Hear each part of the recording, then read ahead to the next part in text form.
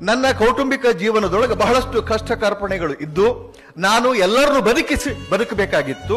ಎಲ್ಲರಿಗೂ ರೊಟ್ಟಿ ತಿನಿಸಿ ಆಮೇಲೆ ತಿನ್ನಬೇಕಾಗಿತ್ತು. ಎಲ್ಲರನ್ನು ಸಾಕಿ ಜೀವಂತಿಟ್ಟು ಏನಾರ ಸಾಧನೆ ಮಾಡಬೇಕಾಗಿತ್ತು.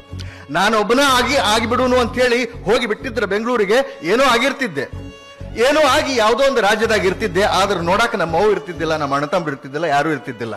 ಆದ್ರೆ ನಮ್ಮ ಅವ್ವನ್ ಜೀವಂತ ಇಟ್ಟುಕೊಂಡು ಇವತ್ತ ನಮ್ಮ ಅವನ್ನ ನನ್ನ ಮನೆಯೊಳಗೆ ಇಟ್ಟುಕೊಂಡು ಪ್ರತಿಯೊಂದನ್ನು ದಿನಾಲು ಹೊರಗೆ ಬರೋ ಮುಂದೆ ನಾ ಹೋಗಿ ಬರಲೇ ಅಂತ ಹೇಳ್ತೀನಿ. ಅಂದ್ರೆ ನಾನು ಕೋಟ್ ಹೆಂಗೈತ್ ನೋಡ್ಬೆ ಅಂತ ತೋರಿಸಿ ಬರ್ತೀನಿ ಆಕಿಗೆ.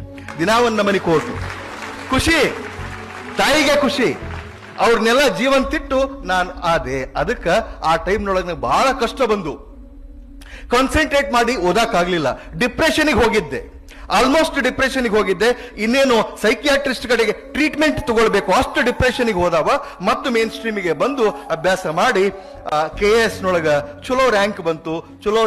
ಚಲೋ ಮಾರ್ಕ್ಸ್ ಬಂದು AC ಆದ್ರೇನು ಅದೇನು ಕೇಡಾಗುದಿಲ್ಲ, ಮುಂದೊಂದ್ ದಿವಸ IAS ಆಗ್ಬಹುದು ಅಂತ ಹೇಳಿ 28 ವರ್ಷ ಸರ್ವಿಸ್ ಸಿಕ್ಕ್ರ, 12 ವರ್ಷ KS, 16 ವರ್ಷ IAS ಸರ್ವಿಸ್ ಸಿಕ್ಕತ್ ನಮಗ.